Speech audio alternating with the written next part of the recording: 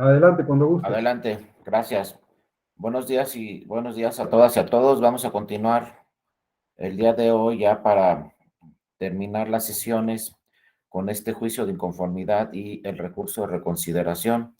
El juicio de conformidad es el medio de impugnación que se presenta pues para resolver todos estos temas relacionados con un voto, con la nulidad de votación recibida en una casilla, con la nulidad de una elección y también con la invalidez de una elección por violación a principios constitucionales. Cuando se quiera hacer valer cualquiera de estas irregularidades ante un tribunal electoral, bueno, lo que procede es el juicio de inconformidad y tenemos también el recurso de reconsideración, que es en algunos casos una segunda instancia para revisar el juicio de inconformidad, ya lo veremos. Por ejemplo, si impugnamos una elección de diputaciones o de senadurías, nos vamos a la sala regional correspondiente, competente, y contra la sentencia de esa sala regional, nos podemos ir en recurso de reconsideración a la sala superior. Es decir, la sala superior pues puede revisar todas estas sentencias relacionadas con la elección de diputaciones y de senadurías. Y si ya hablamos de presidencia de la República, ahí sí es una sola instancia. Nos vamos directamente en juicio de inconformidad a la sala superior. Ahí no hay dos instancias. Las impugnaciones relacionadas con la elección presidencial se resuelven directa y en única instancia por la sala superior. Acuérdense que es muy importante siempre hacerle valer al Tribunal Electoral, pues este tema de derechos humanos, ¿no? El Tribunal Electoral siempre tendrá que revisar y tratar en todos los casos de hacer una interpretación protectora de los derechos humanos, protectora del voto y el ejercicio del voto de todas las personas, pero en algunos casos pues sí será necesario en un momento dado anular la votación si es que hay irregularidades de tal magnitud, como ya vimos, que sean determinantes y que sean de tal magnitud que provoquen la nulidad de la votación. Luego recuerden que este artículo 17 de la Constitución también es muy importante, es el que habla del acceso a la justicia, de la tutela judicial efectiva. El 17 de la Constitución nos habla de que todas las personas podemos acudir a los tribunales y los tribunales deben de aplicarnos justicia en los plazos y en los términos que fijen las leyes de una forma pronta, completa y imparcial. Entonces, tanto la Constitución como también los tratados internacionales nos protegen y nos dan esta garantía de jurisdicción, acceso pleno a la justicia, porque muchas veces la legislación tiene por ahí algunos candados donde impiden el acceso o la tutela judicial efectiva a las personas. Y entonces, bueno, los tribunales, no solo los electorales, sino cualquier otro tribunal, deberá de hacer una interpretación favorable para que tengamos un acceso a la justicia y eliminar esos candados que están en los reglamentos o en las leyes que de alguna forma no justifiquen este acceso a la justicia y lo impidan en algún tema. Ya vamos a ver un ejemplo muy importante para estos medios de impugnación como son el juicio de inconformidad, en los cuales pues ahí por ahí había una restricción para que las personas acudieran a los tribunales e impugnaran los resultados en las elecciones. Sin embargo, pues atendió esa restricción de alguna forma el Tribunal Electoral, pues para que cualquier persona pueda acudir a un tribunal, también, ¿no? En el caso de elecciones para impugnar una boleta, para impugnar resultados electorales, para impugnar alguna elección. En primer lugar, fíjense, hay asuntos, esto también tiene que ver con todos los medios de impugnación, no solamente con el juicio de inconformidad, sino es una tesis que por ahí la traigo en esta presentación porque es muy importante que la conozcan, aunque no tenga relación directa con el tema, pero por ahí hay asuntos que llegan al tribunal que no encuadran en ningún medio de impugnación. Por ejemplo, por ejemplo, el director de capacitación dentro de un partido político. Y entonces voy con el presidente de ese partido político y le solicito la partida que está etiquetada para capacitación. Y entonces me contesta el presidente del partido político que esa partida la van a utilizar para otro tema, no para capacitación. Pero mi función es director de capacitación, entonces mi función es, obviamente, pues capacitar a la militancia y a los simpatizantes, etcétera. Entonces yo ya por escrito le solicito por escrito al presidente la partida para capacitación, para organizar cursos de capacitación. Y me vuelve a contestar el presidente ya por escrito que esa partida la va a utilizar para otro tema, ¿no? A pesar de que esté etiquetada para cursos de capacitación, ¿no? Y eventos de capacitación.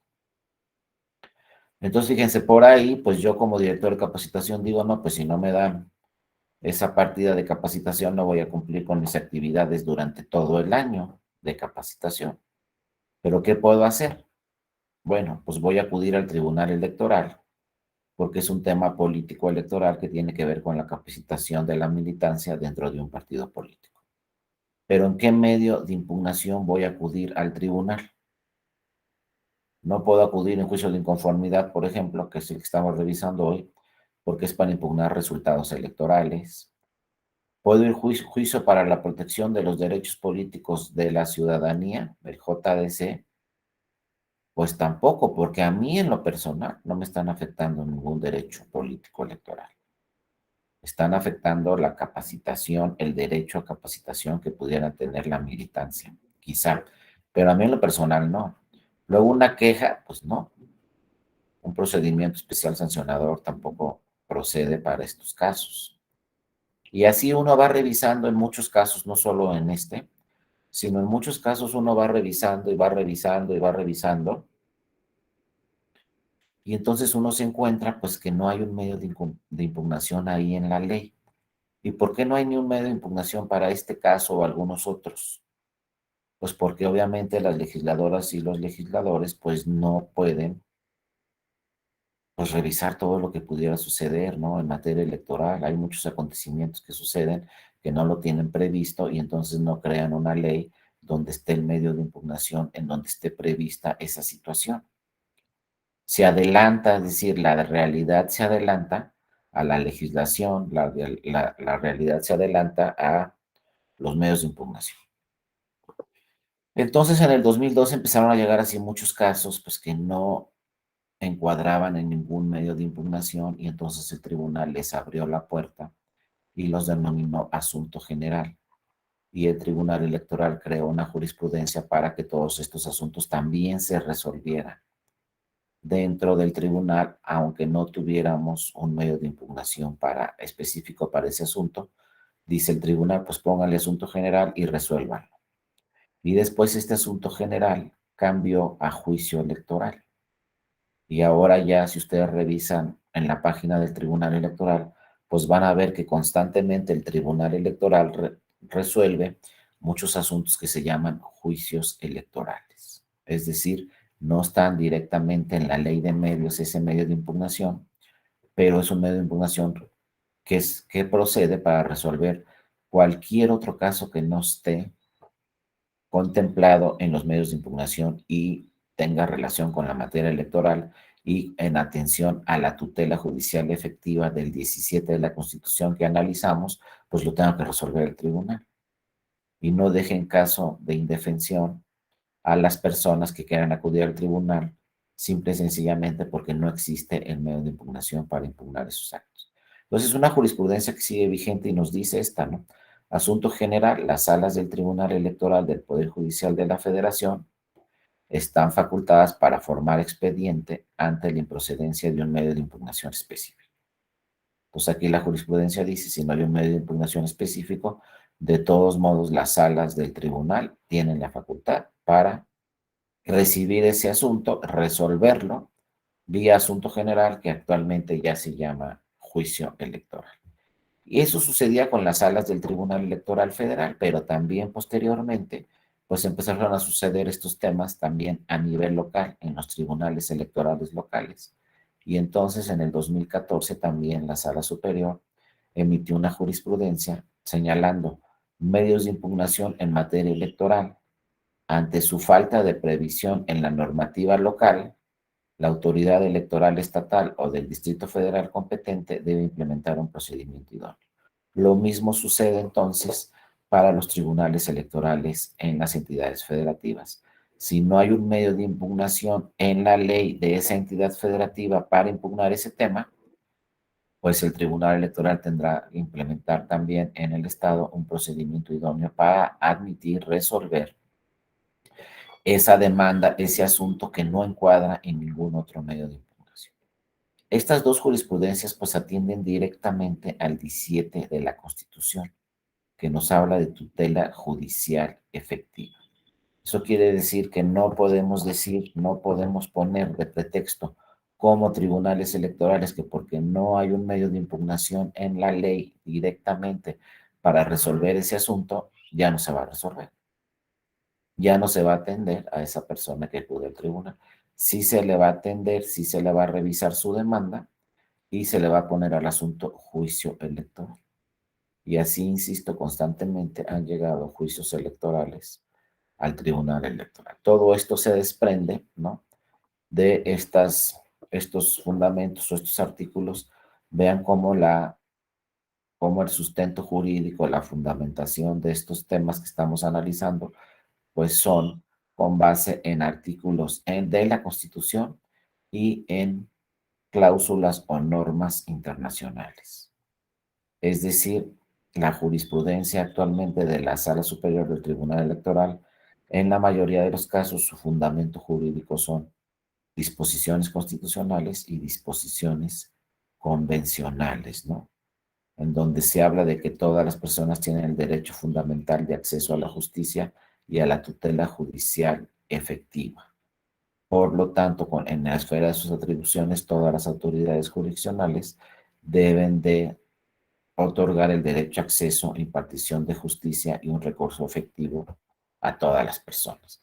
Bueno, esto relacionado con el juicio de inconformidad, en atención a estos criterios y a estos fundamentos constitucionales y convencionales, pues el tribunal también en 2014 creó esta jurisprudencia muy importante, porque si ustedes revisan todas las leyes en las entidades federativas y si también revisan la ley general de el sistema de medios de impugnación en materia electoral, pues van a ver que los que pueden promover el juicio de inconformidad solamente pueden ser los partidos políticos.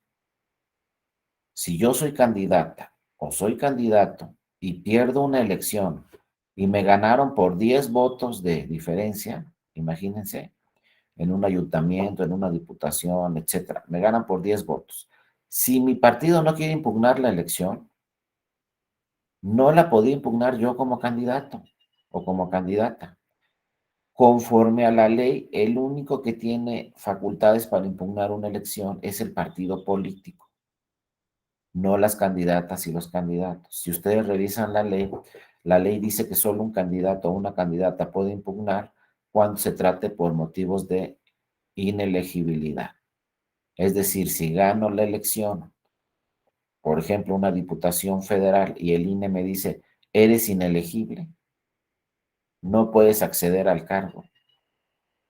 Entonces, contra esa resolución del INE, sí puedo impugnar ante el tribunal, porque el INE me está diciendo que yo en lo personal no cumplo con los requisitos, soy inelegible y entonces lo puedo impugnar directamente al tribunal. Pero solo el tema de la inelegibilidad, de los requisitos para ser diputado, por ejemplo.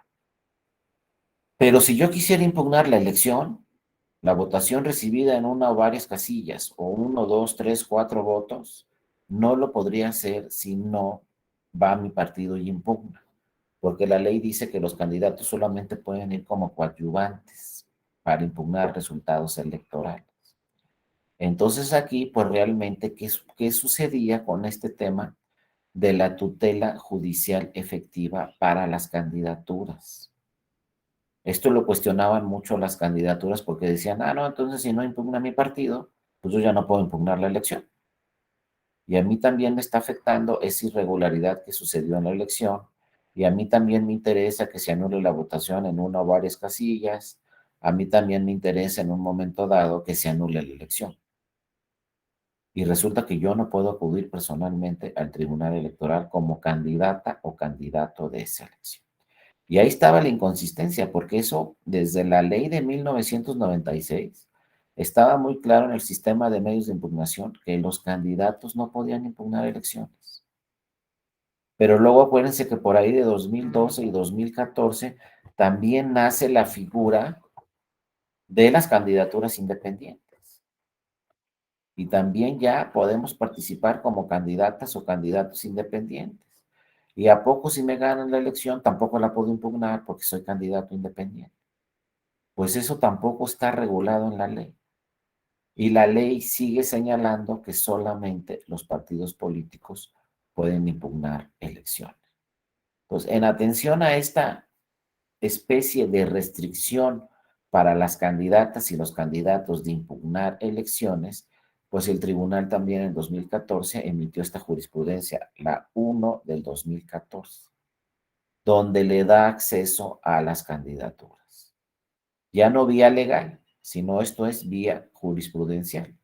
En atención a un criterio de la Sala Superior del Tribunal, se abre la puerta para las candidaturas para que las candidaturas puedan impugnar resultados electorales. Entonces, nos dice la jurisprudencia, candidatos a cargos de elección popular pueden impugnar resultados electorales vía el juicio para la protección de los derechos político-electorales del ciudadano. No es vía juicio de inconformidad. La ley es muy clara y nos dice el juicio de inconformidad lo van a promover los partidos políticos.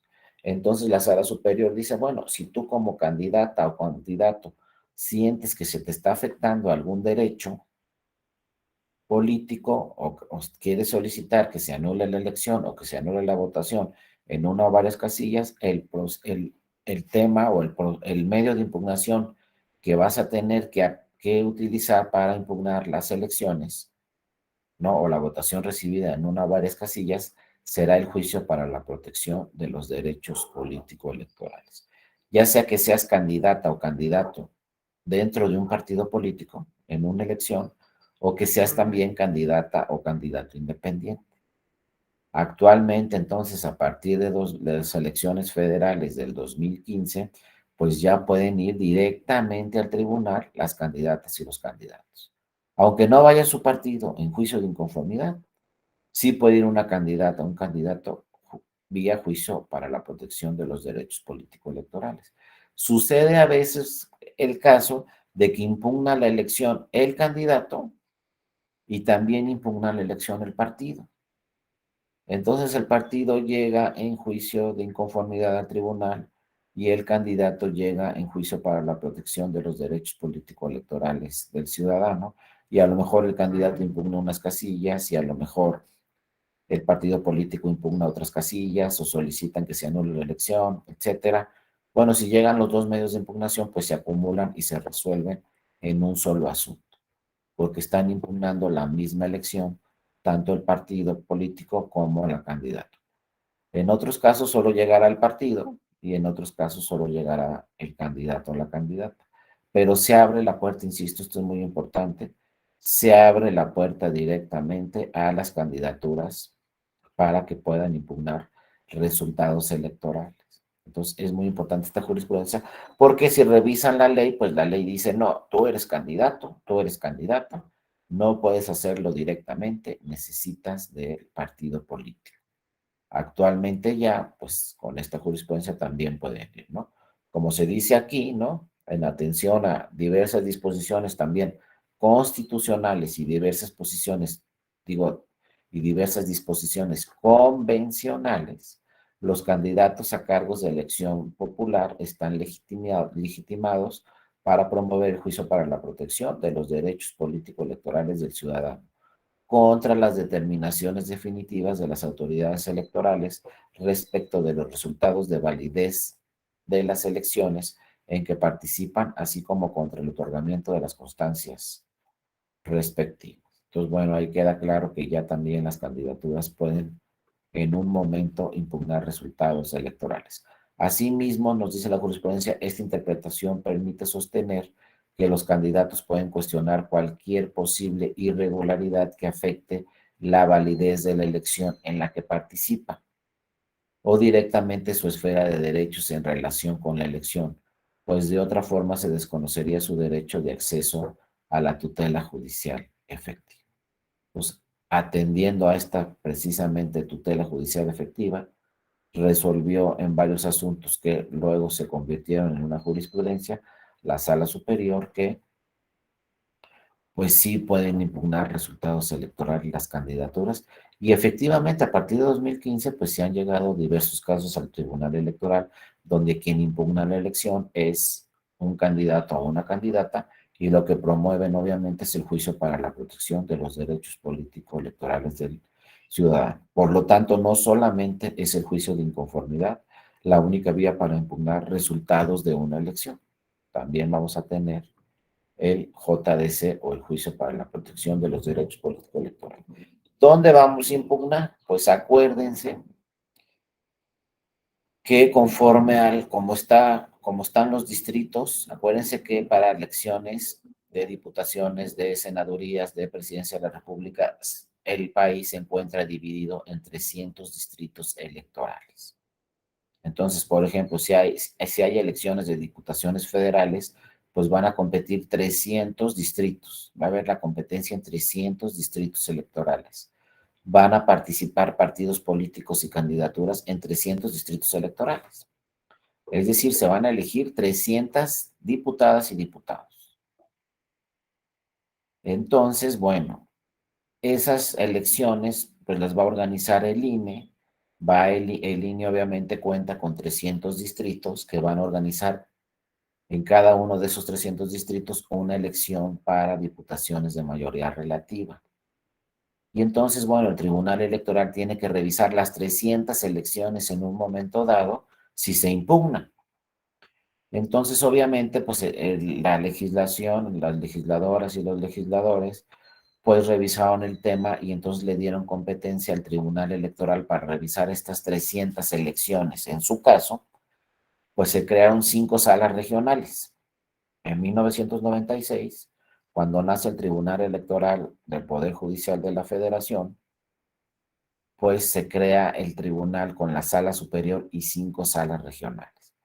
La competencia para elecciones de diputaciones federales en los 300 distritos, pues se divide en 5 salas, para que una sala no tenga que resolver los 300 distritos, porque obviamente sería muy fuerte la carga de trabajo y quizá no tendría el tiempo suficiente para que una sala regional en plazos muy breves resolviera la que sucediera en 300 distritos, 300 elecciones para diputaciones federales, ¿no? Por lo tanto, pues se divide en 5 salas regionales.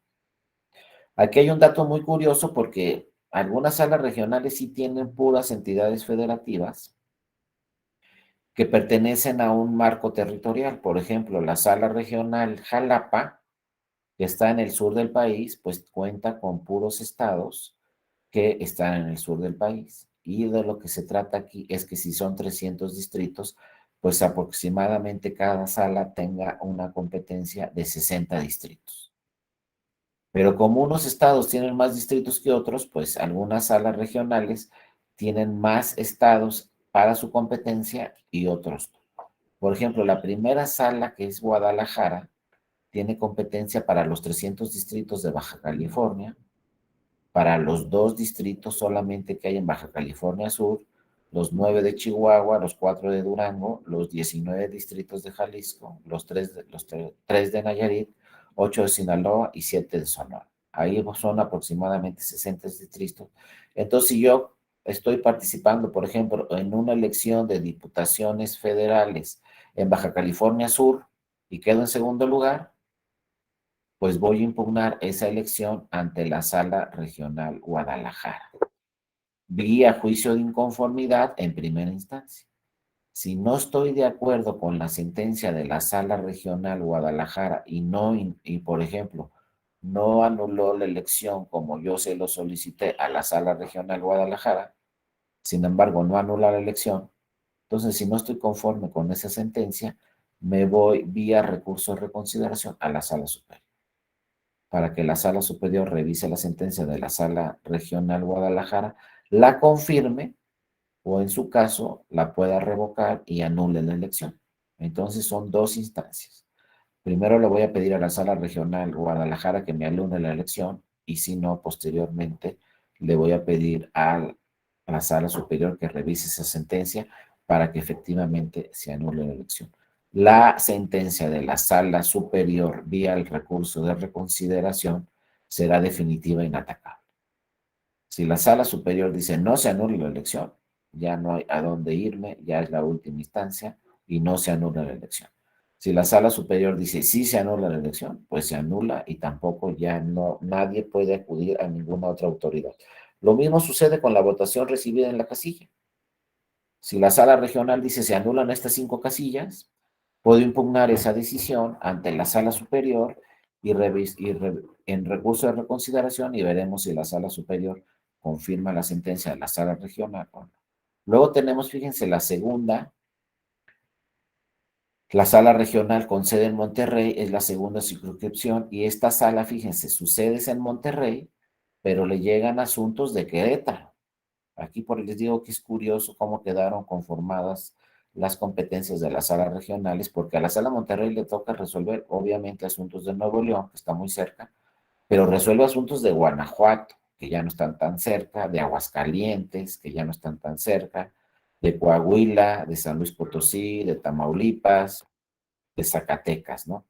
Luego vean, tenemos la tercera sala regional, ahí sí tiene su sede en Jalapa, y ahí sí todas las entidades federativas que le corresponden a la sala regional Jalapa, pues son del sur, ¿no? Ahí sí no hay problema, le toca Campeche con 2 distritos, también es un estado con muy poca población. Acuérdense que los distritos son o se designan a cada entidad federativa en base a la población, con base a la población que tiene.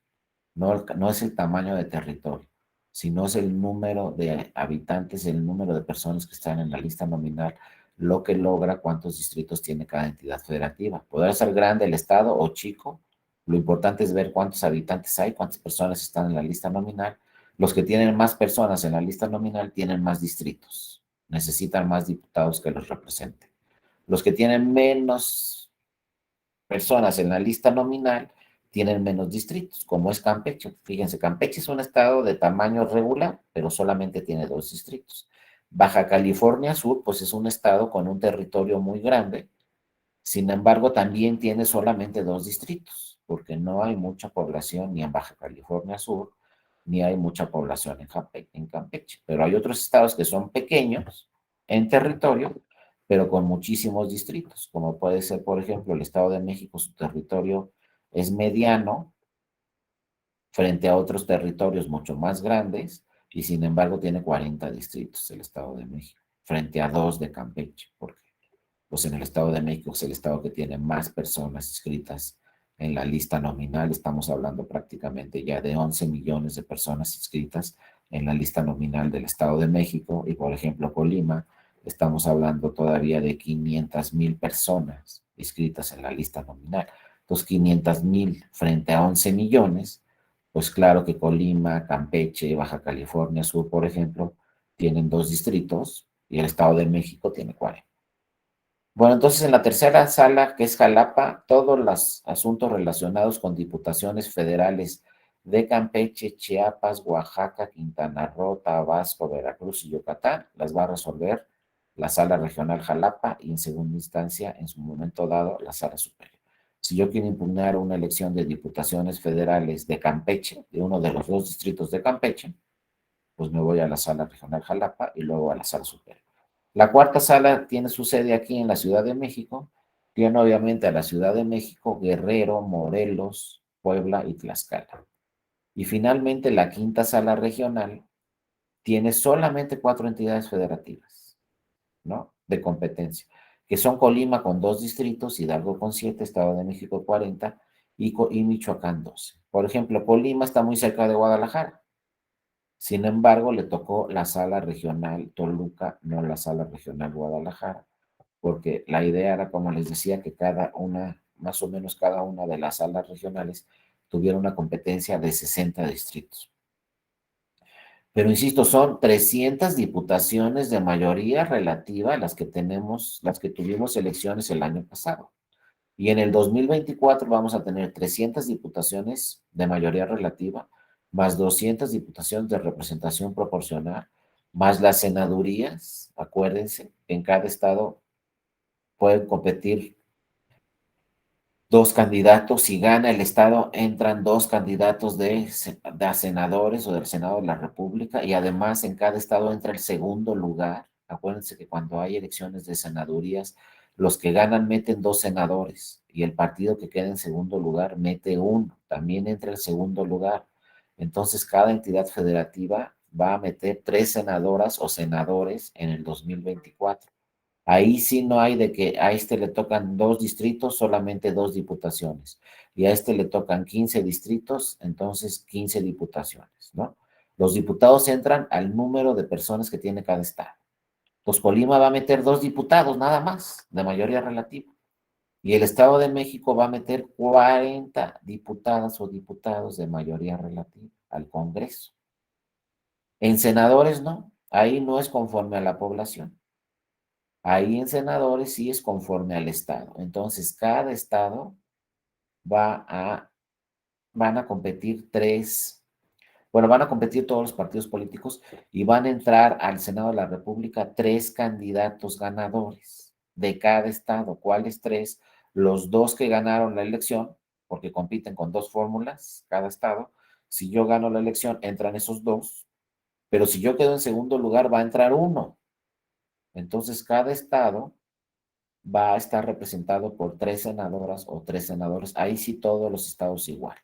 Lo que varía solamente en senadoras y senadores es que hay una lista de RP también. En todos los partidos políticos, como les va en la elección de senadurías, entran menos o más senadores. Si gana un partido mucho más que otro partido, pues ese partido va a meter tres o cuatro senadores extras al Senado de la República, y el partido que tuvo muy poca votación a lo mejor mete solamente un senador o dos, o a lo mejor no alcanza a integrar ningún senador de RP. Y en diputaciones tenemos, acuérdense, 200 diputaciones de representación proporcional. O sea, entran 500 diputaciones y entran 128 senadurías. Pero varía, ¿no? Insisto, si son diputaciones, pues unos estados están representados por mucho mayores diputadas y diputados que otros estados, porque los diputados o las diputadas pues representan a la ciudadanía. Si hay muchas personas, pues representan a ese estado mucho más diputaciones. Si hay menos personas, representan a ese estado mucho menos diputaciones. Y les digo, en nuestro país, pues la diferencia es muy importante porque hay lugares donde hay muy poca población y hay lugares donde hay muchísima densidad de población.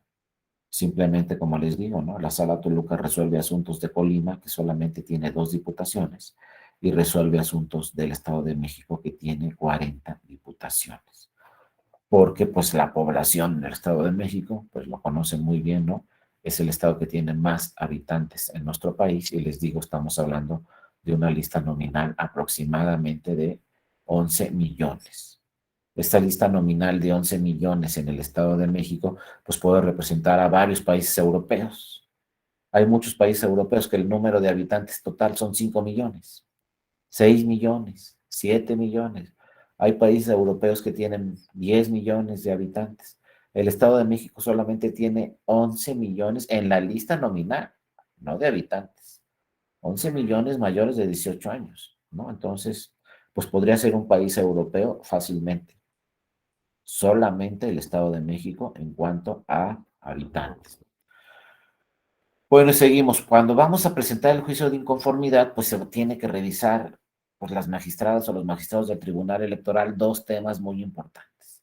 Nosotros, siempre que presentemos una demanda ante el tribunal, le tenemos que hacer valer nuestra pretensión. Siempre que llega una demanda al tribunal, lo que revisamos primero es qué pretende, ¿no? ¿Qué quiere quien presentó la demanda? Y esa pretensión se divide en dos cosas. En la demanda tiene que venir una petición y una causa de pedir. Ojo, la causa de pedir es fundamental. Si yo llego nada más con la petición, pues lo más seguro es que me diga el tribunal, oye, tus hechos son genéricos, ¿no? No me estás diciendo exactamente lo que pasó. Llegas aquí con argumentos genéricos y por lo tanto, pues no vas a tener la razón porque no me estás especificando qué es lo que pasó. No puedo llegar solo entonces con la petición. Por ejemplo, la petición es llegar al tribunal y decirle, quiero que se anule la elección,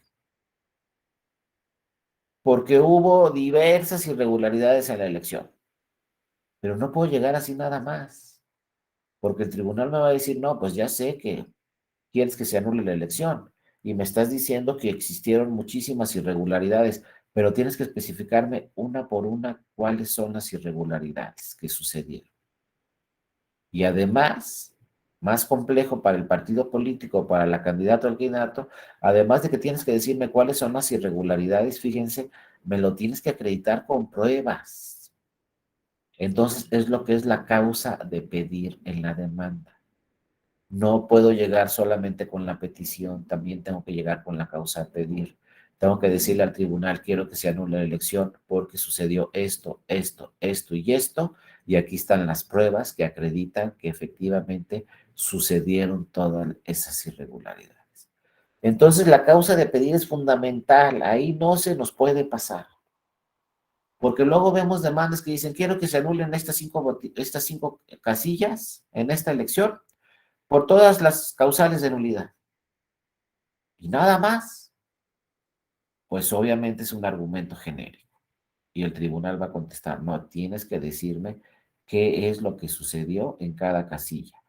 Si es la irregularidad determinante, tienes que acreditarme con pruebas por qué esa irregularidad que sucedió en esa casilla es determinante. Es decir, por qué afectó el resultado final en esa casilla.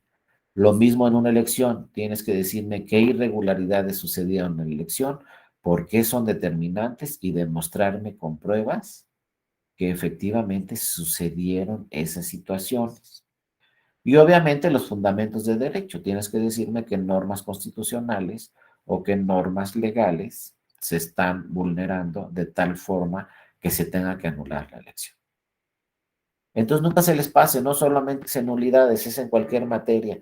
Yo en mi pretensión siempre tengo que señalar qué es lo que sucedió, pero acreditarlo con pruebas, porque no podemos caer en el error de que los tribunales electorales, las autoridades jurisdiccionales electorales son autoridades investigadoras. No lo son. El tribunal no va a investigar si lo que estás diciendo es cierto o no es cierto. Tú, como persona que estás presentando la demanda, tienes que acreditar al tribunal que eso es cierto. No estamos, por ejemplo, ante la figura de un representante del Ministerio Público que uno llega ahí con algunos temas indiciarios y tiene que iniciar la investigación. El Ministerio Público tiene que ir a recabar pruebas. Tampoco con el PES, porque acuérdense que en materia electoral tenemos los procedimientos especiales sancionadores, donde ahí sí la autoridad, como es el INE, es una autoridad investigadora, se presenta la denuncia del PES y entonces el INE tiene que realizar toda la investigación, recabar pruebas y en un momento dado integrar el expediente. Ante el Tribunal Electoral no podemos llegar de esa forma. Si vamos a impugnar resultados electorales, no podemos llegar solamente con pruebas indiciarias. Le tenemos que demostrar al tribunal que la irregularidad que estamos señalando en la demanda es determinante y acreditárselo con pruebas, porque ahí ya no estamos ante una autoridad investigadora. Entonces, eso es lo complejo de los partidos políticos, que tienen que impugnar una elección y tienen que llegar al tribunal y decirle qué normas están vulnerando, qué irregularidades están sucediendo y acreditar que esas irregularidades son ciertas y que sí sucedieron con pruebas suficientes. Entonces, insisto, el tema probatorio es fundamental.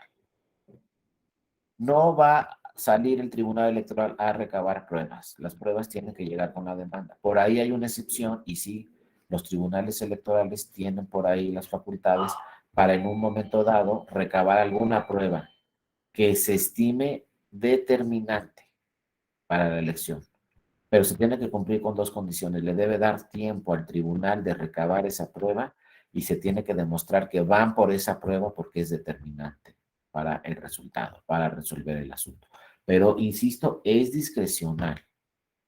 La autoridad del Tribunal Electoral podrá decidir si tiene tiempo para hacer una inspección, revisar para revisar algún tema probatorio, para acudir a algún lugar y recabar alguna prueba. Discrecionalmente el tribunal va a decidir si le da tiempo, si no le da tiempo en un momento dado y recabar esas pruebas. Disculpen un momento, por favor, es que están tocando aquí afuera de mi casa y creo, no, ya llegó una persona para recojan ahí unas cosas que están tocando el timbre, pero bueno, ya seguimos. Pequeño paréntesis, ahí ya ven que esto de los cursos en línea luego tiene sus cosas buenas y sus cosas malas, y cuando uno está solo aquí en la casa, pues luego tiene que acudir ahí cuando tocan el timbre, ¿no? Permítanme tantito, voy a ir rápidamente, no me tardo. Discúlpenme tantito.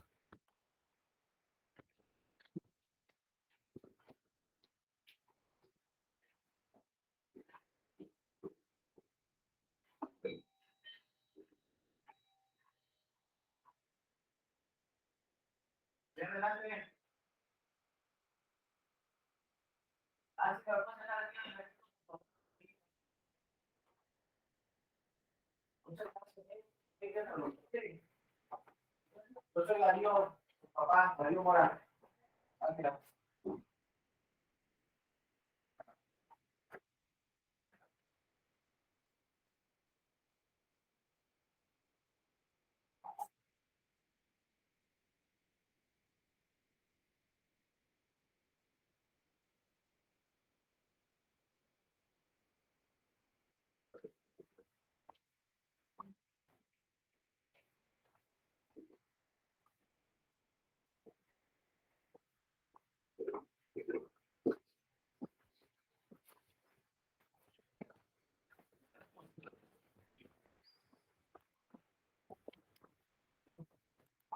Listo, seguimos, compañeras y compañeros.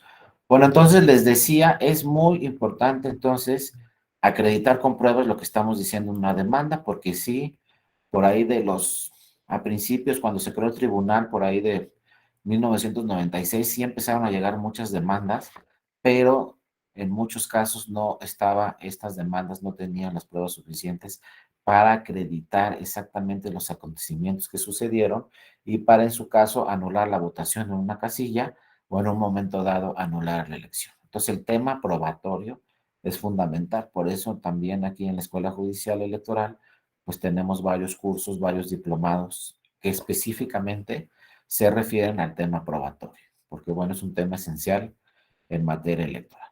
Luego hay que precisar la litis, ¿no? Acuérdense, ¿qué es la litis? Pues la litis es comprender e identificar cuál es el problema. ¿Cuál es el problema aquí? Pues que llega un partido político y me solicita que se anule la elección, pero por ahí puede llegar el tercero interesado. ¿Quién es el tercero interesado? El que ganó la elección y me puede decir, oye, no, ¿sabes qué, tribunal? No, no se debe de anular la elección. El tercero interesado va a defender el resultado. Quien impugna la elección va a impugnar el resultado. Y luego por ahí vamos a tener una tercera parte, que es la autoridad responsable. El INE, que organizó la elección, también va a defender el resultado. Entonces, ojo, esto creo que ya se los había platicado. El primer lugar en muchas ocasiones también va a impugnar. Ojo, el primer lugar también en muchas ocasiones va a impugnar el resultado de la elección. ¿Y qué va a impugnar el primer lugar? Pues como ya lo hemos señalado, el primer lugar va a impugnar las casillas donde perdió para que no lo alcance el segundo lugar. Entonces podemos tener ahí dos demandas, una del segundo lugar, donde está diciendo yo quiero que se anulen estas casillas donde perdí, y otra demanda del primer lugar donde diga, no, pues yo quiero que se anulen estas casillas donde yo también perdí.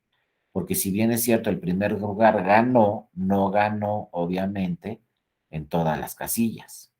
Solamente ganó en la mayoría de las casillas. Entonces, ¿qué va a hacer el primer lugar? Solicitar que se anule quizá la votación en algunas casillas donde él perdió para así aumentar su ventaja. Porque si yo perdí en 3 casillas Quedé en primer lugar, pero prendí en 3 casillas y en esas 3 casillas ganó 1,500 votos el segundo lugar, por ejemplo, que las ganó. Si yo solicito que se anulen esas 3 casillas como primer lugar y tengo razón y el Tribunal Electoral anula esas 3 casillas, entonces le van a quitar 1,500 votos al segundo lugar. Entonces va a ser más difícil que el segundo lugar me alcance a mí como primer lugar, porque el segundo lugar va a ser la misma estrategia. El segundo lugar va a solicitar casillas donde perdió para así en un momento dado tratar de alcanzar al primer lugar y en su caso rebasarlo. Como ya les había comentado, muchas veces estos resultados tan cerrados no se resuelven con la nulidad de la votación recibida en una casilla. Hemos tenido casos en el tribunal donde se resuelven con 5 o 6 boletas. El segundo lugar impugna 5 o 6 boletas y entonces tiene razón el segundo lugar.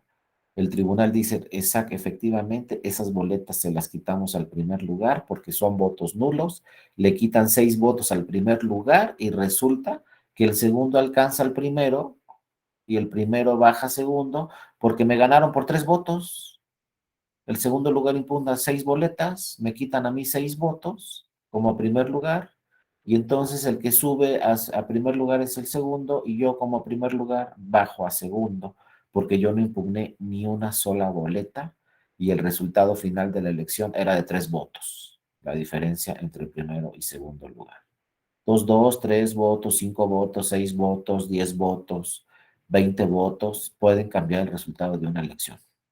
Por eso muchas veces llegan tanto el primer lugar como el segundo lugar al tribunal impugnando boletas para tratar de que se anulen votos del otro partido político y así alcanzarlo y rebasarlo. Y ya hemos tenido casos, insisto, donde el segundo lugar con 5 o 6 boletas alcanza al primero y como no impugnó ninguna boleta el primero, pues lo alcanzan, lo rebasan y entonces hay un cambio de resultado y de ganado.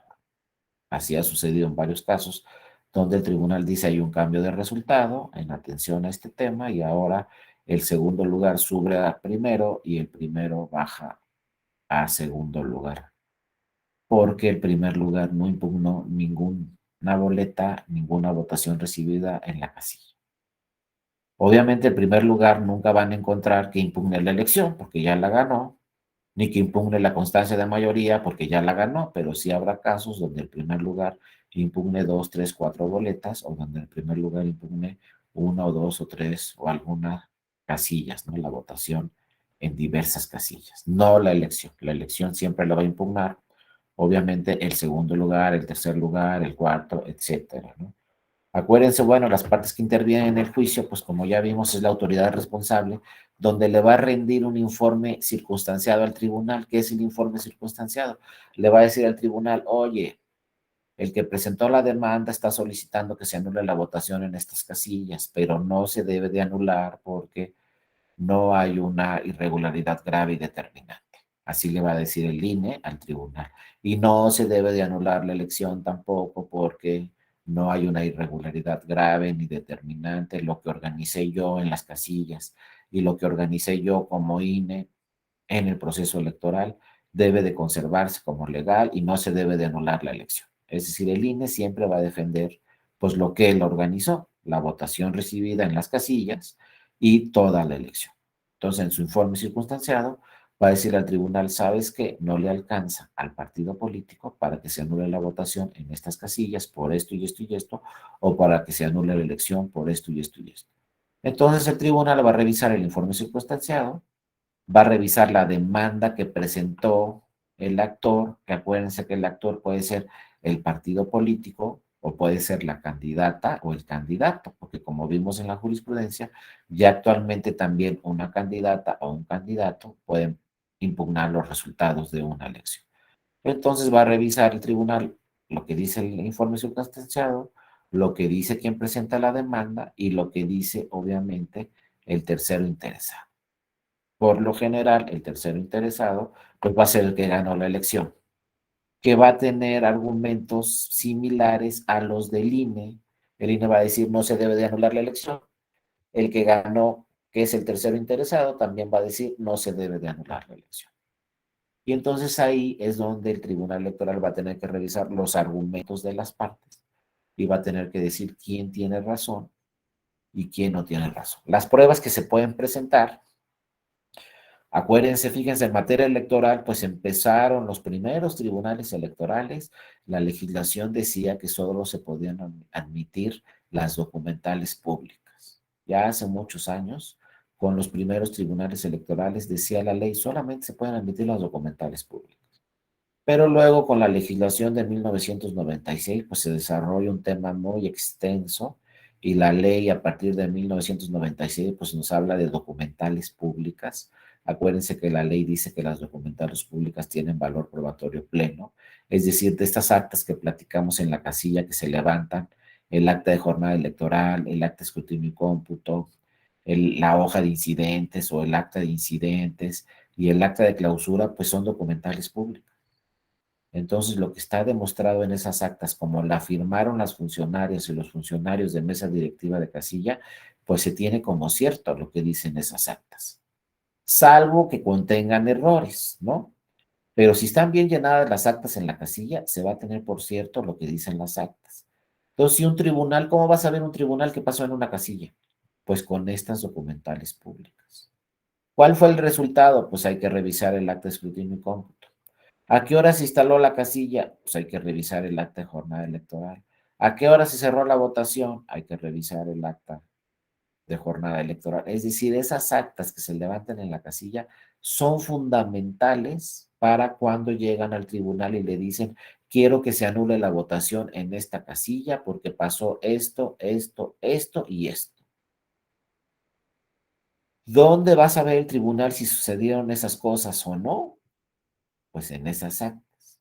Por ejemplo, un caso que me llegó, que creo que ya se los platiqué, de repente yo en un expediente revisé y decía ahí la hoja de incidentes que llenó el presidente de la casilla, decía de 2 a 4 nos fuimos a comer y dejamos ahí sola la casilla. Así decía la hoja de incidentes, que es un acta firmada por funcionarios y representantes de partidos políticos. Entonces luego llegó un partido al tribunal y le dijo al tribunal, oye, quiero que se anule la votación en esta casilla, porque de 2 a 4 nos fuimos a comer y se quedó sola la casilla. ¿Dónde va a saber el tribunal si efectivamente de 2 a 4 se fueron a comer y dejaron sola la casilla? En las actas que se le dan. Obviamente ahí había una hoja de incidentes que decía de 2 a 4 de conformidad con los representantes de los partidos políticos, nos fuimos todos a comer y se dejamos bien cerrada la casilla. Pues en esa acta, en esa hoja de incidentes, se acredita que efectivamente sucedió esa irregularidad y eso pues puede provocar que se anule la votación en una casilla. Entonces las documentales públicas son fundamentales. Ahí vamos a saber que tiene residencia o no tiene residencia este candidato, que es inelegible o no. A ver, revisen documentales públicas, revisen su credencial de elector, revisen si hay por ahí algún documento público que expidió el municipio diciendo que tiene residencia esta persona. Revisen por ahí en relaciones exteriores si hay algún oficio, algún documento de relaciones exteriores, que puede ser una documental pública que nos dice relaciones exteriores, pues saben que ya lo analicé a esta persona, a este mexicano, y resulta que reside en Texas. Ah, bueno, estas son documentales públicas también, que muchas veces de entrada tienen valor probatorio pleno, como dice la ley, salvo prueba en contrario. Muchas veces el tribunal pues se enfrenta a los temas que hay dos documentales públicas, pero contradictorias. Entonces no tienen valor probatorio pleno las dos. Alguna tendrá valor probatorio pleno y la otra no. Habrá que confrontarlas y ver cuál de esas documentales públicas es la que idónea para resolver el asunto, ¿no? Es la que tiene valor probatorio pleno. Después tenemos también pues las documentales privadas. Estas documentales privadas pues no están firmadas por algún funcionario de una mesa directiva de casilla, por ejemplo, o algún funcionario del orden municipal, algún funcionario del orden estatal o algún funcionario del orden federal. Las documentales públicas no tienen valor probatorio pleno. Son solo pruebas indiciarias porque, como su nombre lo dice, son documentales privadas. ¿Cuáles pueden ser? Pues un escrito de incidentes que presente un partido ante la casilla, un escrito de protesta que presente un partido político ante la casilla o algún otro documento que presente directamente un partido político o una candidatura y que se integren en el expediente. Pero insisto, estas documentales públicas, como no están firmadas por ningún funcionario de ningún orden de gobierno, pues serán privadas solamente y tendrán un valor probatorio indiciario. Tendrá que revisarlas todas el tribunal y decir, bueno, lo que se aprecia de estas documentales privadas, pues pueden arribarnos a una conclusión o no. Por ejemplo, una nota periodística, pues es una documental privada. Si tenemos varias notas periodísticas en un mismo sentido, pues se puede arribar a la conclusión de que sucedió, que sí sucedió eso que dicen los periódicos. Por ejemplo, en una ciudad, si 10 periódicos dicen lo mismo, sacan la misma fotografía y 10 periódicos dicen lo mismo, pues puede decir el tribunal, mira, aquí estos 10 periódicos están diciendo lo mismo, todos traen la misma fotografía, pues quiere decir que a lo mejor el candidato sí se encontraba en tal lugar a tal hora y dijo tal circunstancia. Es el cúmulo de pruebas indiciarias que pueden arribarnos a una conclusión, pero no necesariamente tienen valor probatorio pleno como son las documentales públicas. Sí, adelante, Jaime. Sí, maestro, buenas tardes a todos. Mi relación es con respecto al comentario, ya sea en este procedimiento de juicio de inconformidad, ¿no? No sé si llamarlo propiamente un criterio, ¿no? Lo de un hecho notorio, ¿no? Hay cosas que no, por ser tan notorias, no necesitan ser probadas. En ese supuesto podríamos meter, por ejemplo, alguna información que pongan en alguna página gubernamental o en las redes sociales de tal persona, obviamente con verificación. O sea, cómo ellos aplican la autoridad, en este caso, del tribunal, lo que sí considera un hecho notorio y lo que no considera un hecho notorio. Es cuanto de mi duda. Sí, muchas gracias, Jaime, por tu comentario, que también es muy interesante. Mira, los hechos notorios son los hechos que todo el mundo da por sentados, que todo el mundo dice sí sucedió y que no necesariamente se tienen que acreditar con pruebas, aunque no la tengamos en el expediente. Por ejemplo, que tembló el 19 de septiembre de, creo que 2017. Si yo les digo en este momento, tembló el 19 de septiembre de 2017, a lo mejor todos me van a decir sí, y nadie tiene la prueba. Nadie de ustedes tiene la prueba. Pero todos sabemos que el 19 de septiembre de 2017 hubo un temblor en la Ciudad de México. A lo mejor ustedes no viven en la Ciudad de México, pero nadie lo va a negar, es un hecho notorio. Lo traemos a la materia electoral. Y fíjense, pasó un dato curiosísimo una vez, que yo decía no puede ser, pero sí, sí sucedió. Resulta que en un municipio decidieron ahí todos los funcionarios de la casilla, los representantes de los partidos, todos los que organizaban la elección en un municipio muy pequeño, decidieron que la elección iba a ser el sábado y no el domingo, porque el domingo era la feria en el pueblo, entonces dijeron, no, mejor lo organizamos el sábado. Y organizaron la elección el sábado. Obviamente todos estuvieron de acuerdo, pero quien perdió la elección, pues fue impugnó ante el tribunal y dijo, ¿saben qué? Esta elección se tiene que anular porque fue el sábado y no el domingo. Fue un hecho notorio, obviamente, que fue el sábado porque todos lo pusieron así. Todos estuvieron de acuerdo, todo el mundo se dio cuenta en esa comunidad que la elección fue el sábado, todos acudieron a votar el sábado y todo el mundo sabía que el domingo era una feria, ¿no? Y no se celebró la elección, todo se firmó el sábado, se recibieron los votos el sábado, pero claro, el que perdió la elección fue impugnó y le dijo al tribunal, oye, aquí celebraron las elecciones en un día indicado que no es.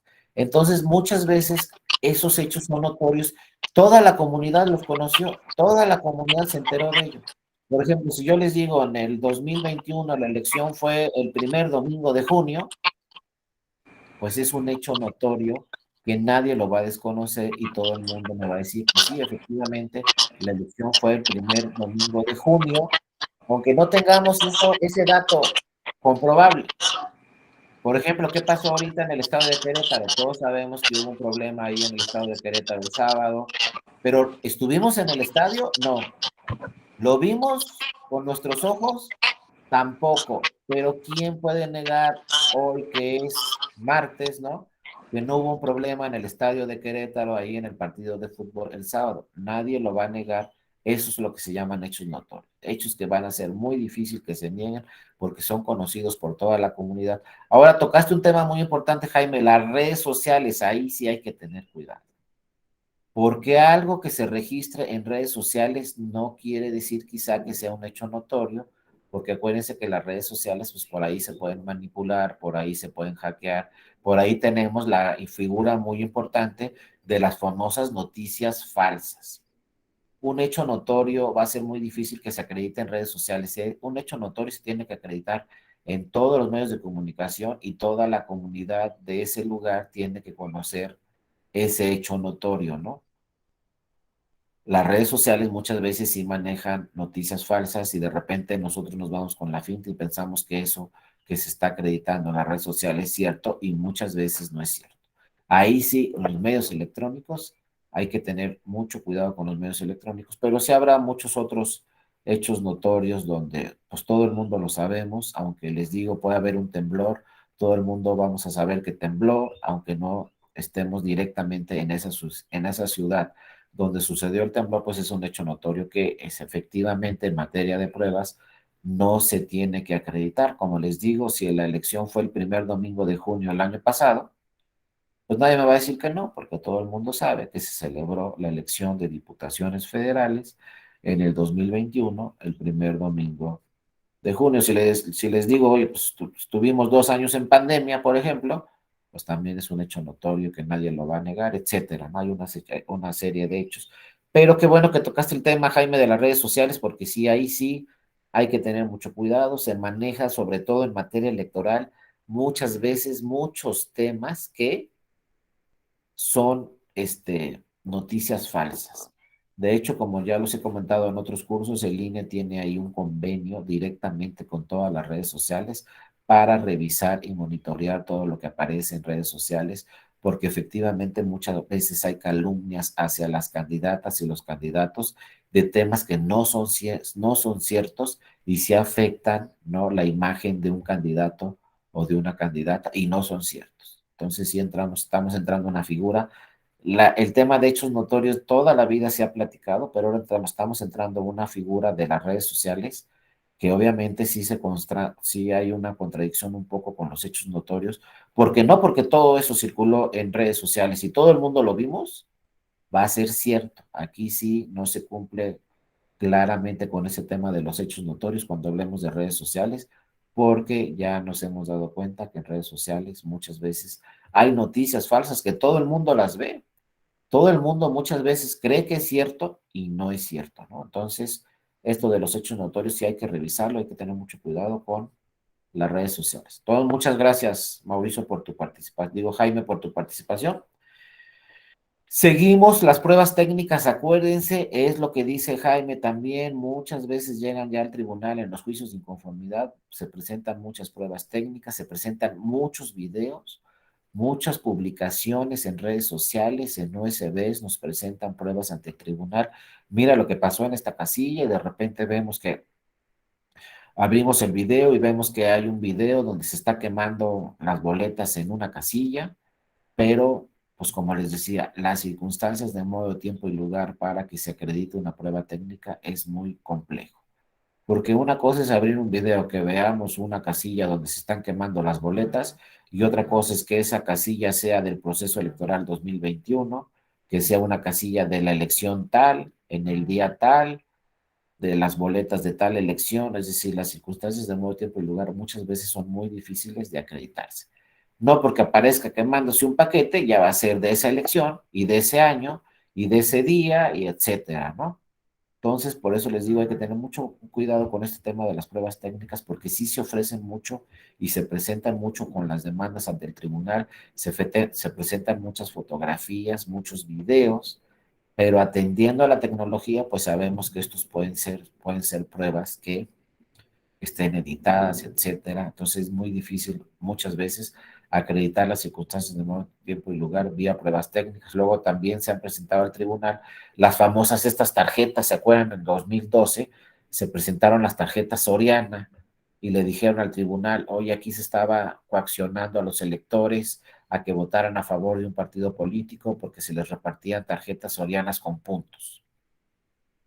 Pero imagínense que el tribunal se le ofrezca una caja de tarjeta soriana, pues el tribunal tiene que desahogar esas pruebas, tiene que revisarlas, pero son pruebas, ¿tienen puntos las tarjetas? Primero, ¿se utilizaron o no se utilizaron?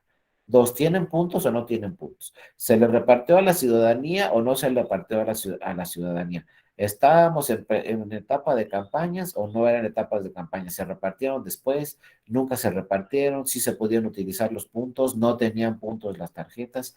Es decir, se vuelve muy complejo el tema probatorio con estas pruebas técnicas, pero bueno, ahí están en la ley y constantemente las ofrecen los partidos políticos como pruebas para que de alguna forma acrediten que hubo irregularidades en el proceso electoral de tal magnitud que puedan ser capaces de anular la elección. Como les digo, en el 2012, en el 2011, 2010, en algunas gobernaturas y en la elección presidencial, se ofrecieron muchas pruebas técnicas, pero difícilmente los partidos políticos pudieron acreditar las circunstancias de modo, tiempo y lugar. No solamente es decir, aquí está una tarjeta soriana, con esta se indujo al voto, se presionó al voto a un ciudadano. No, hay que acreditar todas las circunstancias, cuándo se la dieron, si se la dieron, tenía puntos, no tenía puntos, los utilizó, no los utilizó, cuando se le dio la tarjeta, se le coaccionó al voto, no se le coaccionó. En fin, es complejo, por eso en muchos casos es difícil que el Tribunal Electoral anule la votación en una casilla o anule una elección, porque tiene que tener ahí las pruebas evidentes para que se pueda en un momento dado, ¿no?, anular la elección. Estas son las actas que les platicaba, ya no nos vamos a detener mucho aquí. En el acta de jornada electoral que se levanta en la casilla, pues ahí vamos a tener varios datos. ¿A qué hora inició la votación? ¿A qué hora se instaló la casilla? Acuérdense, ya se los dije anteriormente, que la ley dice que la votación inicia una vez instalada la casilla, no a las 8. Entonces, no nos podemos ir con la finta que si la casilla C empezó a recibir la votación a las 8:20, por ejemplo, 8:30, ya está mal y hay que anular los votos en esa casilla. La ley dice, una vez instalada la casilla, inicia la recepción de la votación, pero en ningún momento señala que tiene que ser a las 8 en punto, 8:00. Puede iniciar la votación 8:05, 8:10, 8:15, 8:20 y no hay ningún problema. Entonces eso va a quedar asentado en la hoja, en el acta de jornada electoral, a qué hora se instaló, 7:30, a qué hora se revisó la votación, 8 y fracción, a qué hora se cerró la votación, por ahí vamos a ver 18 horas, 17 horas, 17:30, en fin, vamos a ver esos datos y luego a qué hora se clausuró la casilla, si hubo alguna irregularidad en la jornada electoral. Esta acta de jornada electoral, si la firman los representantes de los partidos, entonces ya tiene valor probatorio pleno y es una documental pública, con la sola firma de las funcionarias y los funcionarios de la casilla. También deben de firmarla los representantes, pero los representantes no le dan validez al acta. La pueden firmar o no, de conformidad o de inconformidad, los representantes de los partidos. Pero insisto, quien le da validez a todas las actas que se llenan en la casilla serán siempre la firma de las funcionarias y los funcionarios de mesa directiva de casilla. Sí, buenas tardes, Eduardo. Adelante. Bueno, buenas tardes. Primeramente, un fuerte abrazo por el Día Internacional de la Mujer a las compañeras. Un fuerte abrazo a la distancia. Segundo, el día de ayer nos presentó un acta de escrutinio y cómputo con solo 2 firmas de los funcionarios de la mesa directiva de casilla. ¿Disminuye o se le quita el valor probatorio pleno a esta acta de escrutinio y cómputo? ¿Es cuánto? Sí, muchas gracias, Eduardo. Mira, deben de firmarla todas las funcionarias y los funcionarios de mesa directiva de casilla. Si tiene 2 firmas solamente, sí disminuye un poco su valor probatorio, pero prácticamente es el mismo porque viene, bueno, habrá que ver quién las firmó. Si son los escrutadores, pues a lo mejor sí disminuye un poco, pero si es el presidente y el secretario, ya el tribunal ha señalado otros criterios con que esté la firma del presidente y el secretario, se tiende como que tiene valor probatorio pleno. Son muy importantes, por lo menos 2 firmas de los 4, o que tenga por lo menos la mitad de las firmas. Pero además, muchas veces cuando llegan estos casos, el tribunal lo que revisa es, a ver, el acta de jornada electoral trae 2 firmas, Pero si la de escrutinio y cómputo trae las 4 firmas, el acta de clausura también trae las 4 firmas, y por ahí el acta, alguna otra acta, por ejemplo, una hoja de incidentes, también trae las 4 firmas, entonces dice el tribunal, no, sí estaban presentes todos los funcionarios, simple y sencillamente en esta acta se le pasó a 2 no firmarla, pero sí sabemos que estaban los 4 porque todas las demás actas las firmaron los 4.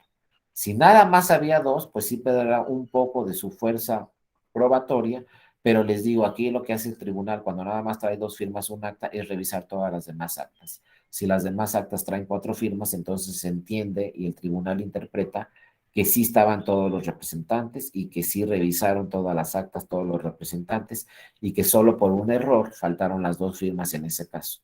Si todas las actas nada más traen 2 firmas, entonces de alguna forma se puede acreditar que solamente había 2 funcionarios en la casilla. Inclusive el tribunal en estos casos ha cambiado el criterio, porque el tribunal decía, si solamente estuvieron 2 funcionarios en la casilla, se tienen que anular los votos.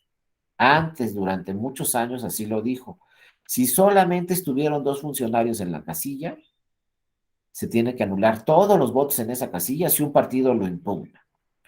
Pero ahora, a partir más o menos de 2016, ya dice el tribunal, si estaba el presidente y el secretario en la casilla, con ellos 2 es suficiente para darle validez a todos los documentos que firmaron y para que no se anule la votación. Entonces, el tema que tocaste es muy interesante, Eduardo, porque estamos hablando de 2.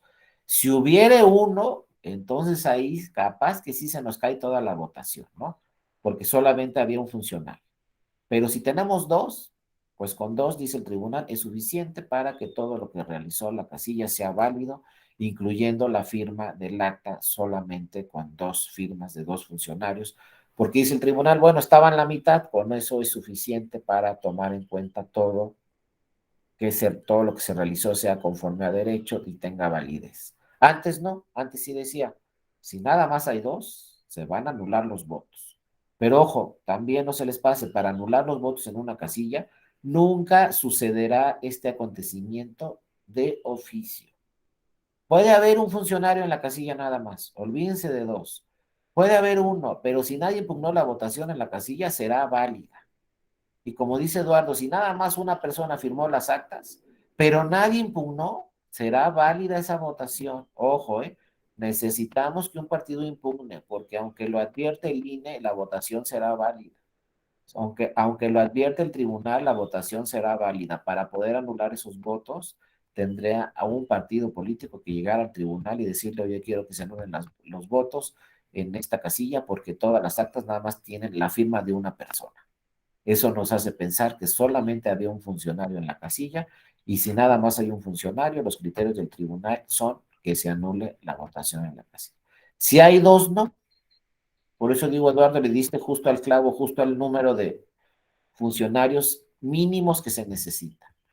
Actualmente el tribunal dice, si hay 2 funcionarios en la casilla, es suficiente para que no se anulen los votos.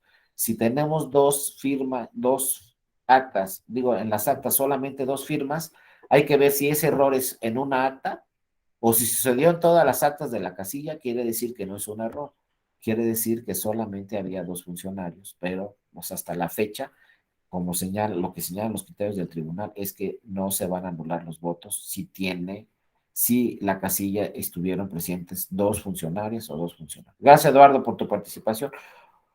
Ojo, la hoja de incidentes es lo mismo que la de la jornada electoral. Para que tenga validez esta hoja de incidentes, tiene que tener la firma de las funcionarias o los funcionarios. Y ahí en esta hoja de incidentes, como ven, pues se van a redactar todos los acontecimientos que sucedieron en la casilla, que se instaló a las 7:30, que se instaló a las 8, que se recibió la votación a las 8, 8:30, a las 10, que cerraron la votación a las 17 horas, que luego se dan casos que cierran la votación una hora antes, etcétera. Todo lo que haya sucedido en la casilla, el presidente o la presidenta de la casilla lo tiene que redactar en esta hoja de incidentes. Es la forma idónea para que el tribunal conozca exactamente qué fue lo que sucedió. Si a mí me llega un partido político al tribunal y me dice, oye, quiero que se anule la votación en esta casilla porque pasaron tales cosas, lo primero que se va a revisar en el tribunal es si existe una hoja de incidentes donde se esté redactando esos acontecimientos.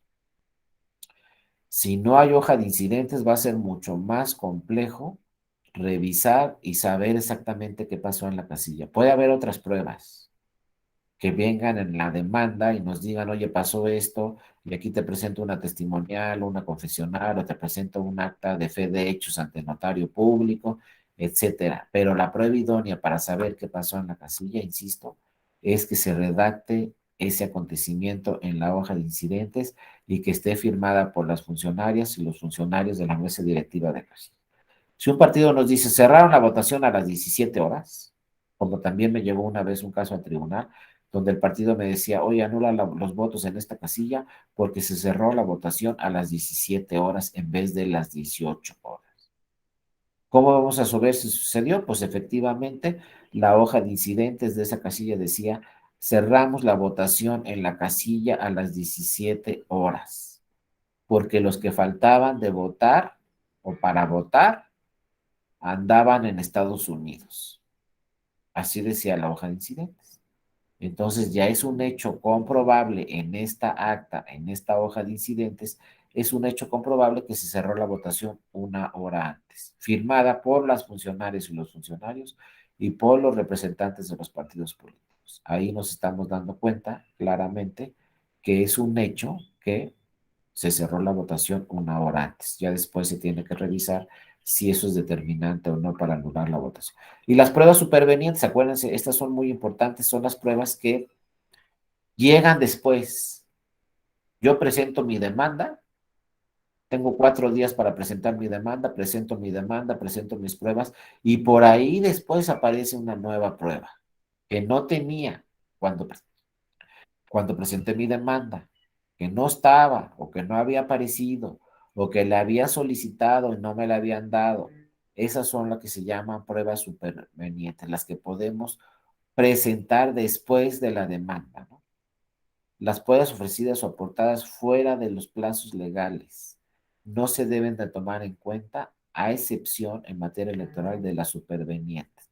Son aquellas que surgen después del plazo legal en la que tenía que presentar mi demanda. Aquellas que ya existían también, pero que el promovente o la autoridad no pudieron ofrecer o aportar por desconocerlos o por existir obstáculos que no estaban a su alcance para superar en ese momento.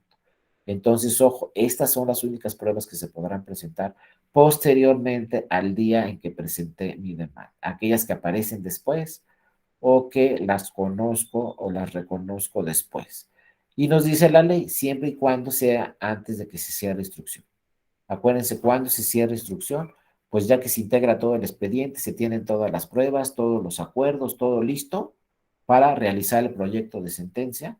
Entonces dice el magistrado o la magistrada, se cierra instrucción. Ya no vamos a admitir nada, ya no vamos a investigar nada, ya no vamos a recabar ninguna otra prueba, ya está integrado el expediente, se cierra todo el procedimiento y entonces empezamos a elaborar el proyecto de sentencia. Si ya se empezó a realizar el proyecto de sentencia porque ya se cerró instrucción, ya no se podrá revisar ninguna otra prueba que llegue, porque ya se está redactando el proyecto de sentencia. Entonces, ojo, eso es muy importante, que antes de que se cierre instrucción, se admitirá no una prueba superveniente en un momento dado. Y bueno, las características de la demanda del juicio de inconformidad, acuérdense, todavía a la fecha, si presentamos físicamente nuestro juicio de inconformidad, debe de venir la firma autógrafa. Es algo que parece que ya se tiene que superar, pero no se ha superado. Si no viene la firma autógrafa en la demanda, se desecha en automático. Entonces muchos dicen, por ejemplo, en algunos otros tribunales, si no viene la firma autógrafa, pues se cita al que presentó la demanda. Hay un acuerdo de prevención, se cita al que presentó la demanda y se dice, oye, ¿sabes qué? Presentaste tu demanda sin firmarla, tienes 24 horas para que vengas al tribunal y la firmes. No, en materia electoral no sucede así. En materia electoral, si no viene la firma, se desecha de plano el medio de impugnación. Entonces, es fundamental, y uno dice, no, nunca va a pasar, no, no sabe. Constantemente en el tribunal llegan demandas sin firma. Y si no viene la firma de autógrafo, se desecha.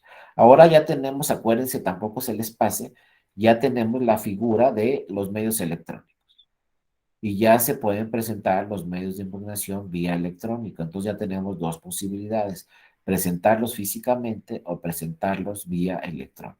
Con estos temas de la pandemia, pues el año pasado el Tribunal Electoral emitió dos acuerdos donde se creó esta figura de los medios electrónicos. Y entonces ahora actualmente ya cualquier medio de impugnación se puede presentar vía electrónica y se puede llevar todo el procedimiento hasta la sentencia vía electrónica.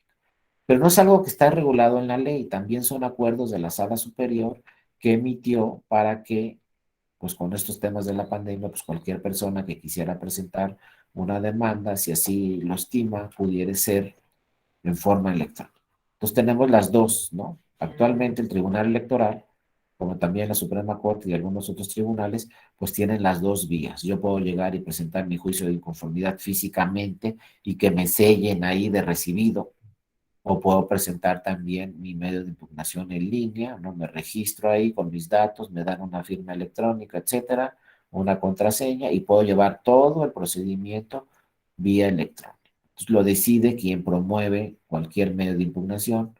No, todavía actualmente los datos nos dicen que los litigantes, las personas que acuden al tribunal, pues todavía prefieren en su mayoría presentar los medios de impugnación físicamente porque quieren ahí el sello del tribunal de recibida esa demanda.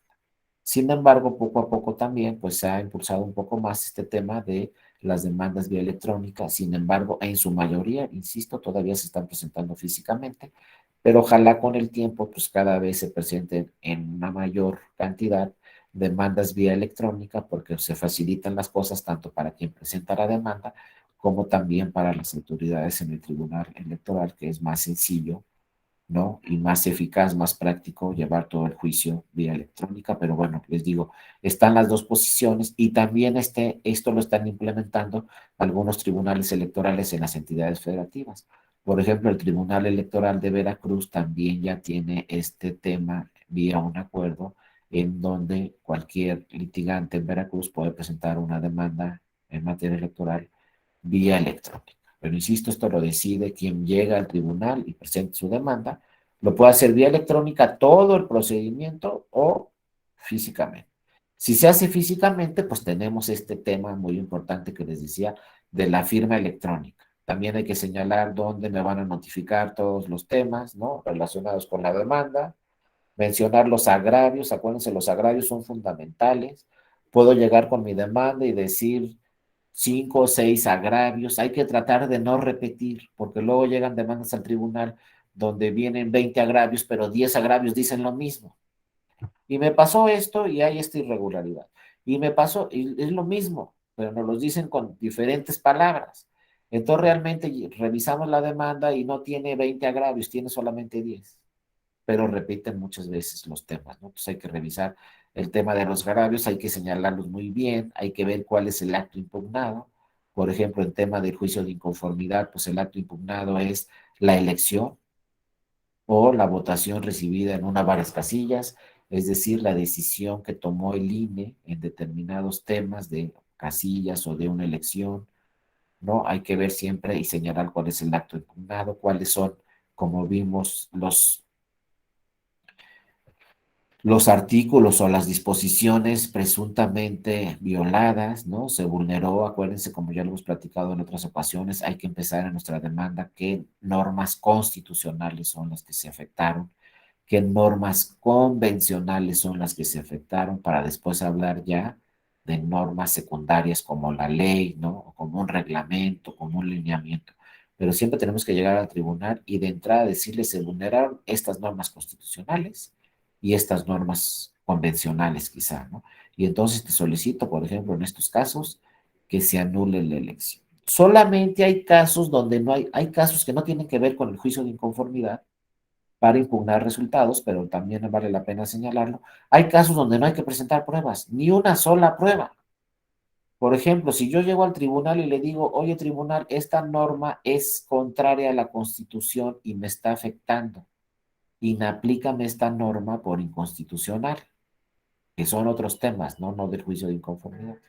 Entonces ahí el tribunal va a revisar si la norma es conforme a la Constitución o no.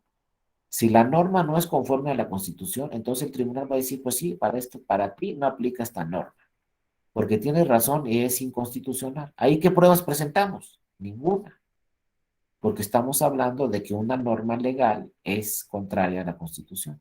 Entonces ahí no lo tengo que probar, porque eso está plasmado en el sistema jurídico.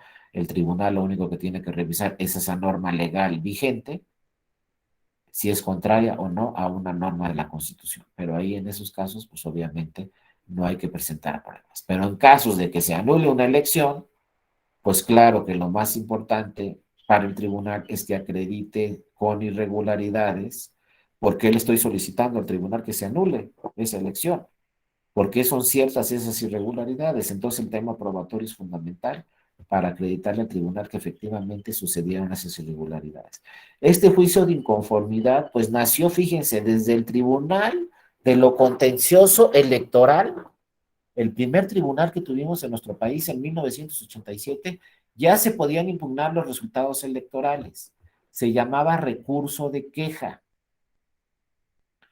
En aquel tema, si ustedes recuerdan, bueno, los que ya no son tan jóvenes como yo, seguramente van a recordar, los que son más jóvenes a lo mejor lo han escuchado, el tema pues del 1988, ¿no? El conflicto, los problemas que hubo en la elección presidencial de 1988, ¿no?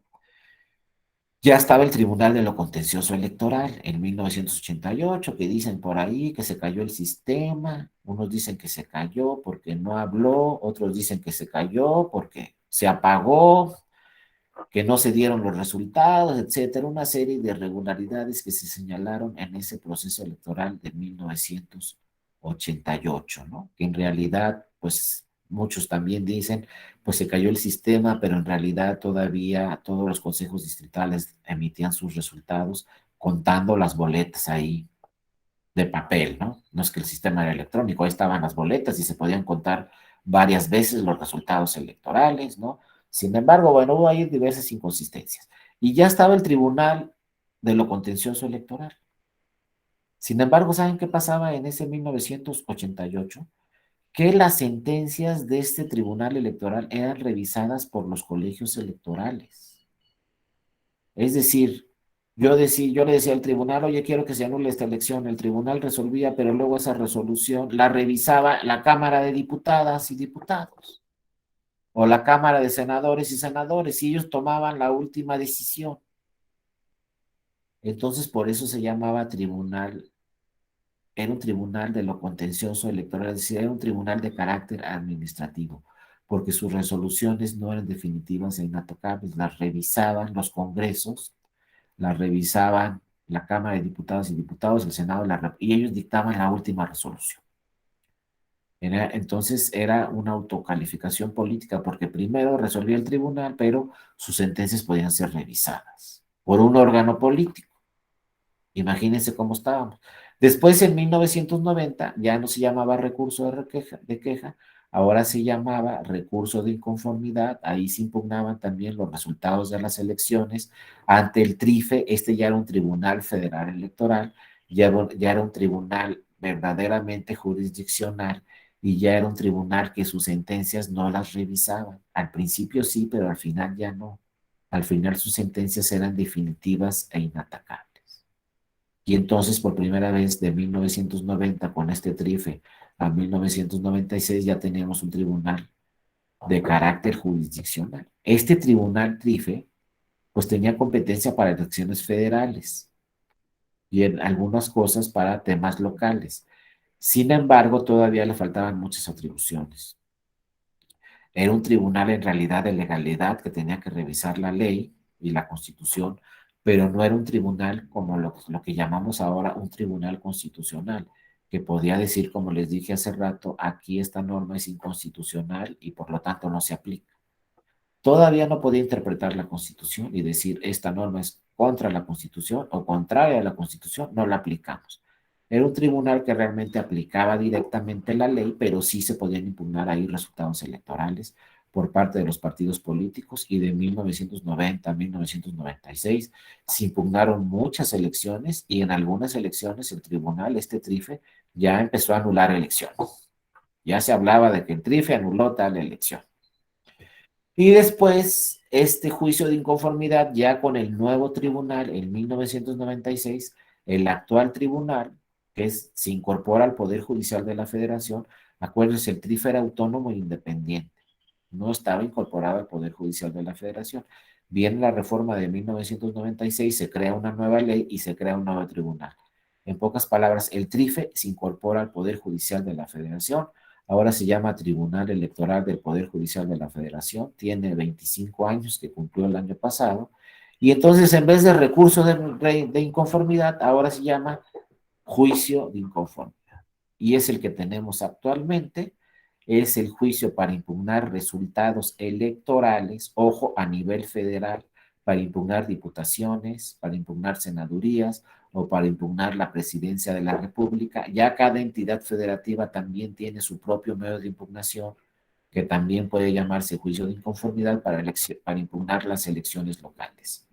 Pero para las federales se llama juicio de inconformidad, nace en 1996, y lo importante es que sus sentencias obviamente ya no pueden ser revisadas por ninguna otra autoridad, solamente por la Sala Superior del Tribunal Electoral. Todos los juicios de inconformidad, les digo, los resuelven las salas regionales, y en segunda instancia, en recurso de reconsideración, los puede revisar la Sala Superior. Y cuando hablamos de la elección presidencial, esto tampoco se les pase. Se presentan directamente a la Sala Superior, y la Sala Superior los resuelve en última instancia. Es decir, los juicios de inconformidad que resuelve la Sala Superior son sentencias definitivas e inatacables, y son para la elección presidencial. Para senadurías y diputaciones tenemos juicio de inconformidad en primera instancia por salas regionales, y en segunda instancia recurso de reconsideración ante la Sala Superior.